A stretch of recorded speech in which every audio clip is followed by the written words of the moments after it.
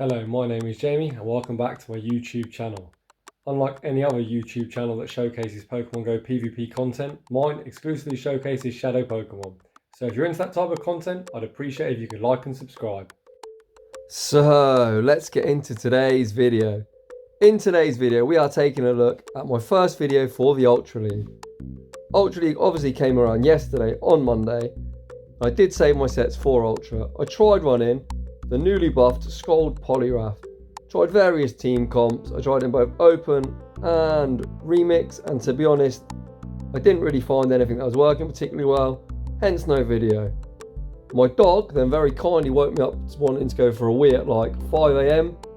So I went downstairs, opened my game and thought, let's try my old line in the Ultra League, which consists of the GOAT, the one and only Shadow Swampert, with the big thick boy, the damage sponge, Shadow Snorlax in the back, with last season's MVP, which was Shadow Drapion. However, this season's move update gave Shadow Drapion a second buff. It was already buffed last season, getting Poison Sting.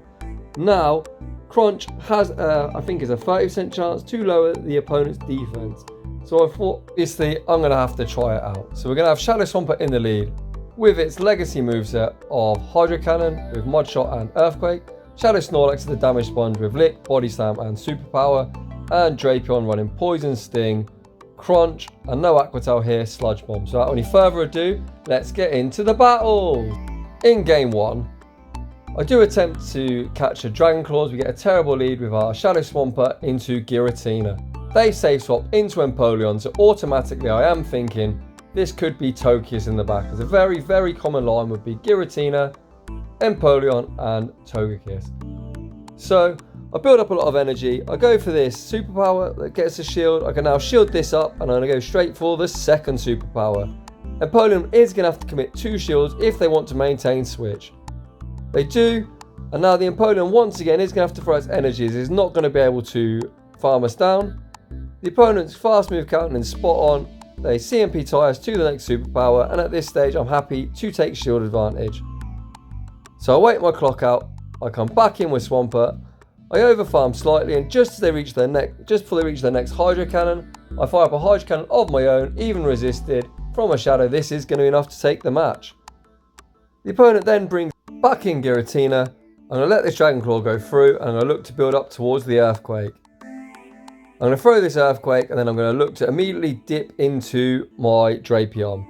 Earthquake lands, they're now definitely in crunch range. However, they've got a Mock in the back, so we've hard read the team comp wrong. If I knew they had a Mock in the back, I would have saved that energy on Swampert. So now we are in a massive uphill battle. I would normally go Sludge Bomb as it is slightly better DPE. However, as the crunch this season has a chance to debuff the opponent's defense, I'm just spamming out these crunches. The first 2 go through, no debuff. The opponent now fires off an Acid Spray. I imagine this is another Acid Spray, so I'm still going to hang on to my shield. It is another Acid Spray, and I'm really, really hoping for the debuff. I overfarm as much as possible, fire off this crunch. If we manage to get a debuff, this would probably be enough to KO. However, they do survive. I'll switch into Swampert, desperately trying to get to the Hydro Cannon. You can see there, just as we reach the move, we're unable to get it off, which is dreadful. So we're one fast move away, and this is going to be a GG, as I'm not going to have to Poison Sting down. So we're not off to a great start. So I would obviously just played one game while I was waiting for my dog to go for a wee. However, we're not staying on a loss. So in game 2, we pick up another dreadful lead against Cresselia. However, we count to 6, catch the grass knot on our big thick boy Snorlax. And once again, we're met with yet another hard counter. Cresselia obviously could one-shot our Swampert with Grass Knot. And now we're facing Obstagoon with our Snorlax. This Obstagoon triple resists our licks. We can hope to get a superpower, which would be double super effective, but obviously the Obstagoon shields. So we wait out a switch timer. We're going to have to come back in with Swampert. I look to try and get the extra Mudshot through, which we do. I'm not going to shield up this next Night Slash. They still haven't boosted, so it doesn't do too much damage. I build up to the back-to-back Hydro Cannons. This will be enough to take out the Obstagoon. First one comes through.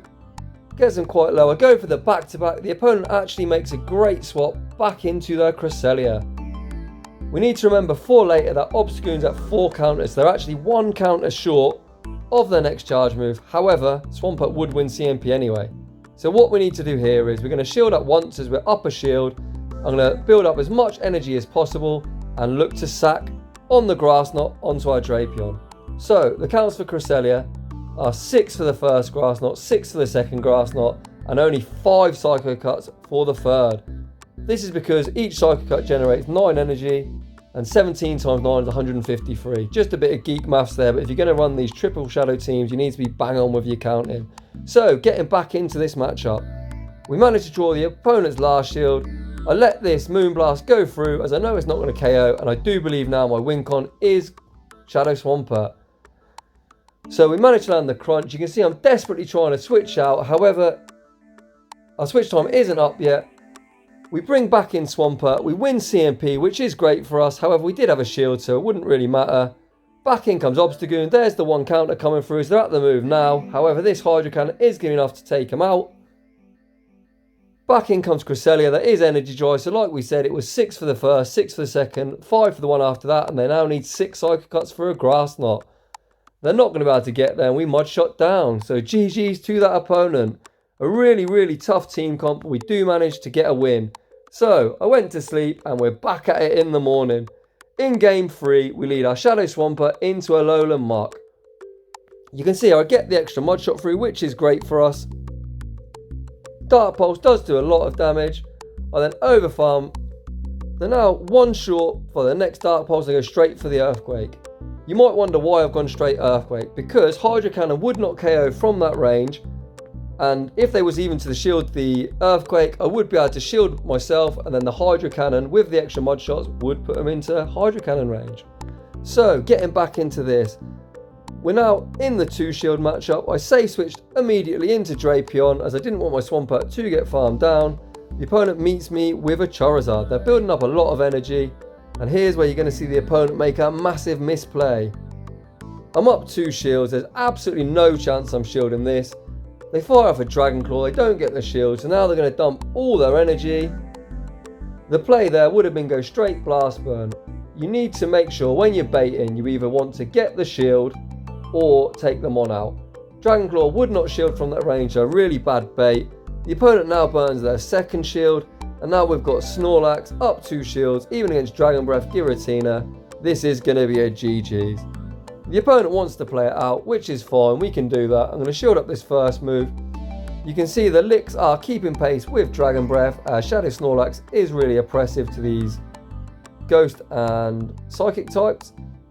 We fire off another Body Slam. These Body Slams aren't going to do a lot, but it's just a bit of chip damage. We're just trying to wear the Giratina down. They're firing another charge move. Obviously on Dragon Breath they do more fast move damage, but they are really a lot slower to their charge moves.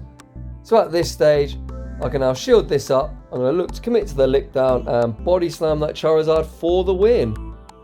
The opponent makes a swap into Charizard. I was going to throw a Body Slam at it anyway, so I see it come in. This Body Slam is going to be enough to take out Charizard, and a couple of licks takes out Giratina, so GG's to that opponent. Moving on into game 4, we pick up a really good lead against Nidoqueen. Which isn't good is the fact that we missed a couple of fast moves at the start. They bring in Mandibuzz. Because this is an X-Legend, I imagine they would expect me to try and sack on the charge move, so I let them go 1 over, and then I sack on the 5th Snarl, and managed to catch the Dark Pulse on Drapion, which is great for us. These Sludge Bombs do quite a lot of damage, but this fully XL'd, level 51, best buddy Mandibuzz is an absolute tank. Aerial Ace is a trash move, and obviously Sludge Bomb is a good move, but they're almost keeping pace, as our Drapion's IVs aren't great. However, this next Sludge Bomb is going to get him quite low. The opponent has got quite a lot of energy. I'm going to let this next charge move come through. I'm looking to try and sneak the Poison Sting in, which I do. So I think here I'll be able to shield this up. And I'm hoping to get to 2 crunches. It's going to be a test of whether Drapion's got enough HP. We deny the Snarl, which is great. This first crunch should get the shield, which it does, and I'm going to have to need a couple more Poison Stings. You can see just as we reach the move, the Snarl reaches and takes us out. However, we did get the Crunch debuff, so I now know that I can use Snorlax, Lick, which is resisted, to farm this Mandibuzz down. We're going to get a nice bit of farm here. We're going to tank a couple of moves. Mandibuzz's attack stat is pretty dreadful. You can see even as a shadow, we're not even down to half health after 2 charge moves. And now our Snorlax does have a nice bit of extra energy. So I build up to a bit more past the body slam. I fire off his body slam to put him in Hydro Cannon range and immediately combo play. So now the opponent has to decide, do they want to keep their Nidoqueen and give up their last shield? They let it go. And in the back they've got a Scrafty. So this player is running a triple level 50 team. Let's see if our triple shadows can power through. First Hydro Cannon does around half health. We manage to get to this next Hydro Cannon, which I imagine will get the shield. Which it does. The opponent builds up 2-7 counters, so this should be a foul play. However, the opponent baits us with a pop, and unfortunately because of that, and another unnecessary bait, this right here is a GG's, because I can now shield this next pop-up, and this Hydro Cannon is going to be enough to take the match. So once again, I think the correct play there would be to go straight foul play, and then you could hopefully counter down my Swampert before I made another move, and then hope to counter down Snorlax. So moving on into the last game of the video, we pick up a lead against an Obstagoon. This is a fairly neutral lead. Most of the time you see Obstagoon, they normally have double fire in the back or double charm. So I build up to their back-to-back Hydro Cannons. I'm now going to fire off this first one. It draws a shield, which now immediately makes me think of double fire. With that in mind, I sack on the Night Slash onto our Drapion. The opponent gets the boost, which is dreadful, and they are now staying in. Let's see if they've got Cross Chop. I'm not going to shield this up. The opponent does have Cross Chop, which does huge damage. So I now fire off this Sludge Bomb. This is going to do a nice chunk to Obstagoon, which it does. But this Obstagoon is now going to be able to counter us down. Boostagoon is going on an absolute rampage here. You remember I swapped out with the Hydro Cannon, so I come in, fire off this Hydro Cannon, which will be enough to take out the Obstagoon. And of course, as usual, Boostagoon players love to commit all their shields. So now, this Obstagoon is going to almost run through our team. We managed to get to this Hydro Cannon before they make their next move. So now we pretty much have a couple of HP Swampert and Snorlax up 1 shield to try and take the match. So the opponent then brings in Swampert. Snorlax up a shield will be able to handle Swampert. They build up to enough energy for an Earthquake or a Sludge Wave. They fire off the Sludge Wave, which obviously does more damage than a Hydro Cannon. However, I don't shield. As I know I can tank it, I'm going to have to save my shield for whatever's in the back. The first Body Slam gets Swampert down quite low, and in the back they've got a Talonflame. So you can see there I'm timing my charge moves to not allow any extra Incinerates through. This Body Slam does get him quite low. I'm now going to use the shield. I'm at the next Body Slam, so what I'm going to do is I'm going to fire off 4 licks, 1, 2, 3, 4. Just before the Incinerate comes through, I'm going to fire off this Body Slam. I'm hoping this is enough to KO. 1, we actually take the Incinerate, which is terrible, as it's almost out of HP. However, the big thick boy Snorlax gets to a Body Slam, and this right here is going to be enough to take the game. So somehow, from an absolutely dreadful spot, we lose almost 2 Pokemon in the lead. Shadow Snorlax comes in clutch. It looked like that game was over, so a really nice victory at the end there with Shadow Snorlax being the star of the show. For once, not being a damage sponge, he's actually coming in clutch, and it was his time to shine. So, let's talk about the team. If you followed me for a while, or if you're a member of the Fight Club, you'll know that for many seasons I've always called Shadow Swampert the GOAT. And I think once again, it did show there that in any neutral matchups or matchups that are favourable, Swampert just absolutely annihilates the opposition. Especially with this sort of strat where I like to exit the opening matchup with energy and say switch to Snorlax. So, what do I think of Drapion? Drapion, even before this crunch debuff, was absolutely phenomenal. You can see in this video I only got 1 debuff, which was on the Mandibuzz, but that did allow our Snorlax to lick down, so once again a really solid pick. And even our Snorlax, the big thick boy, usually used just to soak up damage, put on an absolute clinic in that last game to come in clutch, giving us the 4-1. So that was my first video of Ultra League. This team is, in my opinion, probably the strongest triple shadow team that you can run in open Ultra League. So if you have these mon available, you should try it out. As I know a lot of people are timing out. You aren't timing this team out because it hits so hard and it's got such great coverage. Moving on, I am going to be trying out a lot of new mon. If you've got any suggestion on mon you would like to see, post it in the comment section down below. I'd just like to say thanks for watching, and I'll see you all in the next one.